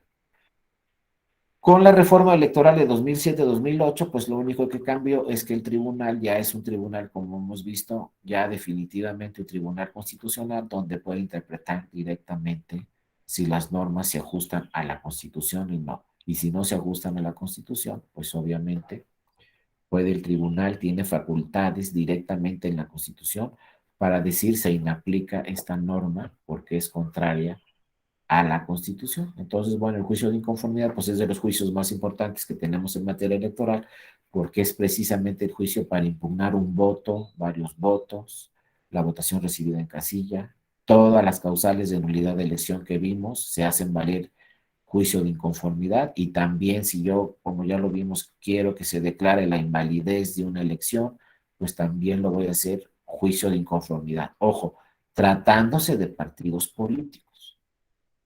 Porque si soy candidata o si soy candidato y quiero que se anule una elección, entonces no procede el juicio de inconformidad, procede el juicio para la protección de los derechos políticos electorales del ciudadano. Y entonces, ¿qué vamos a impugnar vía este juicio de inconformidad? La elección de presidente en uno o varios cómputos distritales. Es decir, yo puedo impugnar los 300 cómputos distritales para la elección de presidente, entonces tengo que presentar 300 juicios de inconformidad, uno en cada distrito. Y como son 300 distritos, pues puedo presentar 300 juicios de inconformidad para impugnar los resultados distritales de la elección presidencial. También este juicio de inconformidad puedo impugnarlo, si voy a impugnar la elección presidencial, entonces no presento mi juicio de inconformidad en un distrito. Si lo que quiero es que se anule toda la elección presidencial, voy a presentar mi juicio de inconformidad directamente ante el Consejo General del INE. Un solo juicio de inconformidad, y le voy a decir al INE, quiero que se anule la elección presidencial. Entonces solamente un juicio que se presenta directamente del Consejo General. Si quiero que se anulen o se cambien los resultados distritales de la elección presidencial, entonces sí tengo que ir distrito por distrito diciéndole al tribunal que en este distrito quiero que se anulen 5 casillas, y en este 3, y en este 4, y en este 8, y pues son 300 distritos en el país. Entonces se pueden promover 300 demandas de la elección presidencial, una por distrito. Más si quiero, insisto, que se anule toda la elección presidencial, entonces presento un solo juicio de inconformidad haciéndole valer todas las irregularidades al tribunal porque estimo que se debe anular la elección presidencial y este juicio de inconformidad lo voy a presentar directamente ante el Consejo General del INE. Luego también vía juicio de inconformidad podemos impugnar diputaciones federales, como ya vimos, son 300 distritos, entonces también puedo impugnar como partido los 300 elecciones de diputaciones, una en cada distrito, o puedo impugnar pues aquellas elecciones que perdí, en fin. Pero el universo son 300 distritos para la elección de diputaciones federales. Entonces se pueden impugnar ante el tribunal 300 distritos y entonces se van a promover 300 demandas por partido político. Entonces imagínense que impugne el segundo lugar y el tercer lugar, todos los distritos en diputaciones federales, pues pueden llegar 300 demandas al tribunal del segundo lugar y 300 demandas del tercer lugar, etc. Y también, obviamente, en vía juicio de inconformidad, puedo impugnar las elecciones de las senadurías. Esto es a nivel estatal. Y entonces también puedo impugnar directamente, puedo decirle al tribunal, quiero que se anule la elección de senadoras y senadores en este estado. Y entonces el tribunal, en un momento dado, puede declarar la nulidad de la elección del Senado de la República en tal estado o la nulidad de diputaciones federales en tal estado. Por ejemplo, la última elección que anuló el Tribunal Electoral fue en un distrito en Aguascalientes. En Aguascalientes, en un distrito, se cometieron diversas irregularidades, fueron al Tribunal Electoral y la Sala Superior, en última instancia, resolvió que se tenía que anular la elección de una diputación federal en el estado de Aguascalientes en el 2015. Y vean lo curioso del caso, cuando anuló esa elección el Tribunal Electoral, eso provocó que el PT no perdiera su registro a nivel nacional, porque se anuló la elección de diputaciones federales en Aguascalientes. Después el INE le dijo al PT, pues perdiste tu registro porque no alcanzaste el 3%, y el PT se defendió ante el Tribunal Electoral y dijo, no, no he perdido mi registro hasta que se celebre la elección extraordinaria en el distrito tal en Aguascalientes, de diputaciones federales. Se celebró la elección extraordinaria de diputaciones federales en Aguascalientes y ahí obtuvo los votos necesarios el PT para obtener el 3%. Entonces, después de esa elección extraordinaria, el PT dijo, no, pues sabes que ya obtuve el 3% y no pierdo mi registro. Cuando el INE ya le había dicho que había perdido su registro, fue al tribunal y le dijo al tribunal, oye, falta una elección que tú anulaste en Aguascalientes, faltan esos votos en ese distrito para que pierda mi registro. No me lo puede quitar el INE en este momento. El tribunal le dijo, tienes razón, necesitamos que se celebre la elección extraordinaria y si ahí alcanzas el 3% de los votos con esos votos de la elección extraordinaria, no vas a perder tu registro. Y así sucedió y no perdió su registro en 2015 el PT. Y pues ya ve que luego compitió en 2018 y no perdió su registro. Y luego compitió en 2021 y no perdió su registro. El que perdió su registro fue el PES, pero el PT, pues ahí seguramente lo vamos a encontrar en el 2024, porque después de ese susto que se llevó en el 2015, ya no ha perdido su registro, ha obtenido por lo menos el 3% de la votación en las elecciones federales de 2018 y en las elecciones federales de 2015. Y luego algo muy importante, hay cosas que no se pueden impugnar en el juicio de inconformidad después de la elección. Por ejemplo, si no tiene residencia un candidato y yo voy al INE y le digo, no tiene residencia, no se debe registrar este candidato. Y el INE me dice, no, sí tiene la residencia y lo registro y participa en la elección, pues ya que gane ese candidato, no puedo ir otra vez al tribunal a decirle que no tiene residencia, porque eso, antes de que iniciara la campaña, ese tema ya se resolvió. Entonces no puedo ir después de la elección a volver a decir lo mismo que ya se había resuelto. Entonces, ya que sucedió la elección, ya que se celebró la jornada electoral, ya no puedo decirle otra vez al tribunal, oye, ¿qué crees? Pues no tiene residencia, porque el tribunal me va a contestar, sabes que ese tema de residencia ya se revisó cuando se registró el candidato. Ahora no me puedes decir que es inelegible porque no tiene residencia, porque ese tema ya se revisó y ya se resolvió, porque así ha habido casos, ¿eh? Que le dice el tribunal antes de la campaña, sí tiene residencia y sí se puede registrar. Gana y le vuelven a decir al tribunal, oye, no tiene residencia, es inelegible. Y el tribunal lo que contesta es eso, ya lo revisamos anteriormente y ya se señaló que sí era elegible, ¿no? Entonces, bueno, aquí también, ojo, la Sala Superior del Tribunal Electoral tiene facultad de atracción, en cualquier momento puede atraer cualquier juicio de inconformidad que esté resolviendo la Sala Regional, lo puede atraer directamente la Sala Superior con asuntos relacionados de diputaciones federales y de senadurías de la República. Cualquier asunto lo puede resolver directamente la Sala Superior en su facultad de atracción, ¿no? El trámite, pues ahí no me detengo, ya seguramente lo han revisado en otros temas. Se presenta el juicio de inconformidad ante el INE, o sea, ante el Consejo Distrital respectivo, y ese distrito o ese Consejo Distrital lo manda inmediatamente a la sala regional que ya vimos que corresponda. Como vimos, si es un distrito de Colima, pues corresponde a la sala regional Toluca. Si es un distrito de Jalisco, corresponde a la sala regional Guadalajara, etcétera. Cuando llega el asunto a la sala, bueno, cuando llega el asunto al distrito del INE, lo publica 72 horas, ahí presentan sus escritos los terceros interesados y después de en las siguientes 24 horas, la autoridad del INE, o sea, el distrito del INE, integra el expediente con el escrito de demanda, el expediente completo, anexos, el informe sustanciado, el escrito del tercero interesado y en esas 24 horas posteriores a la publicación de 72 horas, el INE lo manda al tribunal. Esto es muy importante, no se les pase. La demanda del juicio de inconformidad no se presenta en la sala regional del tribunal, se presenta en el distrito del INE que estén impugnando. Si es diputaciones federales en el distrito 1 de Colima, la demanda se presenta en el distrito 1 de Colima. Se integra el expediente y entonces el distrito 1 de Colima manda todo el expediente a la sala regional Toluca. Y ahí entonces ya la sala regional Toluca recibe el asunto y lo resuelve. Pero ojo, la demanda no se presenta en el tribunal, la demanda se presenta ante la autoridad administrativa del INE, ante el distrito donde estemos impugnando esa elección de diputaciones federales. Y una vez que integra el expediente, el INE, ese distrito del INE, lo envía directamente al tribunal junto con el informe circunstanciado que manda el INE diciéndole al tribunal que no se debe de anular, por ejemplo, esa elección.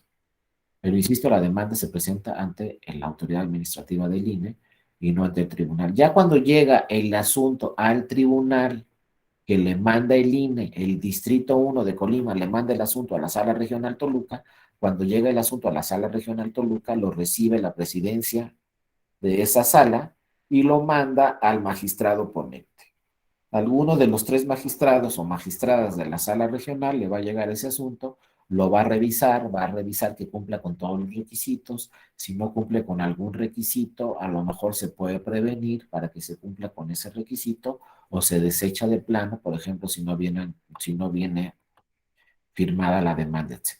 Ya que se cumplen con todos los requisitos para admitir el asunto, ese magistrado o magistrada emite un acuerdo de admisión, es decir, ya admitió el asunto.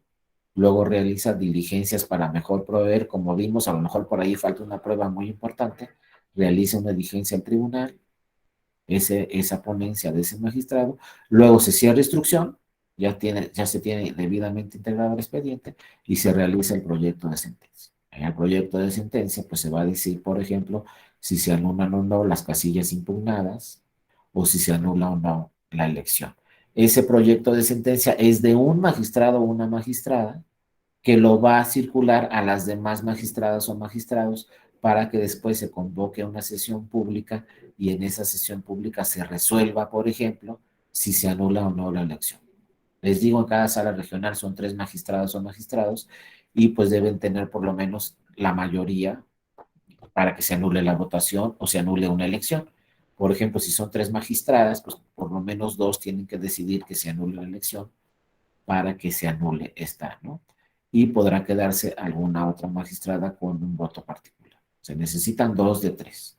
Si tenemos los 3, pues por unanimidad, en un momento dado se resuelve ese juicio de inconformidad y por unanimidad, en un momento dado se puede anular una elección, ¿no? Luego vienen otros requisitos ahí que ya les he platicado en la demanda, ¿no? El promovente, acuérdense, si yo quiero impugnar la elección de senadores, si yo quiero impugnar la elección de diputados, no puedo presentar un solo juicio de inconformidad. Eso es imposible. Si quiero impugnar la elección de diputados, es un juicio de inconformidad. Si quiero impugnar la elección de senadores, es otro juicio de inconformidad. Y si quiero impugnar la elección presidencial, es otro juicio de inconformidad distinto. En un solo juicio no puedo impugnar diferentes elecciones. Es un solo juicio para cada elección. Esto ya lo vimos ayer con algunos temas del recuento que ya habíamos señalado, ya lo revisamos. Y esto es importantísimo, ¿no? No es la gran diferencia de la materia electoral con cualquier otra materia. En civil no se van a encontrar con esto, en penal tampoco, en laboral tampoco, en fiscal tampoco, en ninguna otra materia más que la electoral. Fecha límite para resolver. Los únicos tribunales que no pueden tener rezago ahí, archivo, nada de eso, es el Tribunal Electoral. El Tribunal Electoral no puede pasar de una fecha para resolver todos estos juicios de inconformidad. Si son 10, 50, 100 o 200 juicios de inconformidad, todos los tiene que resolver el tribunal el 3 de agosto si se trata de diputaciones y senadurías. Todas las elecciones que se impugnen relacionadas con diputaciones y senadurías, que ya vimos que son muchas, en diputaciones son 300 las que se pueden impugnar. Pues todas estas juicios de inconformidad que se presenten solicitando que se anule la elección o que se anule la votación recibida en una o varias casillas, se tienen que resolver el 3 de agosto. Si resuelvo después del 3 de agosto como tribunal, ya no tiene efectos mi sentencia. Todo lo tengo que resolver necesariamente el 3 de agosto. Y cuando se trata de juicios de inconformidad presentados relacionados con la elección presidencial, todos los juicios se tienen que resolver el 31 de agosto. Y acuérdense que cuando resuelve la Sala Superior los temas relacionados con la elección presidencial, sus sentencias son definitivas e inatacables. Cuando se resuelven todos los juicios de inconformidad de diputaciones y senadurías el 3 de agosto, todavía hay otra fecha, muy breve, pero hay otra fecha para que la Sala Superior revise todas estas sentencias de las salas regionales. Pero como en diputaciones y senadurías toman posesión los ganadores, se instala la Cámara de Diputadas y Diputados y se instala el Senado de la República el 1 de septiembre, pues obviamente todas las impugnaciones de estas elecciones se tienen que resolver antes del 1 de septiembre. Por eso es ahí cuando les digo que los tribunales electorales pues muchas veces trabajan sábados, domingos, días festivos, hasta las 5 de la mañana, hasta las 6 de la mañana.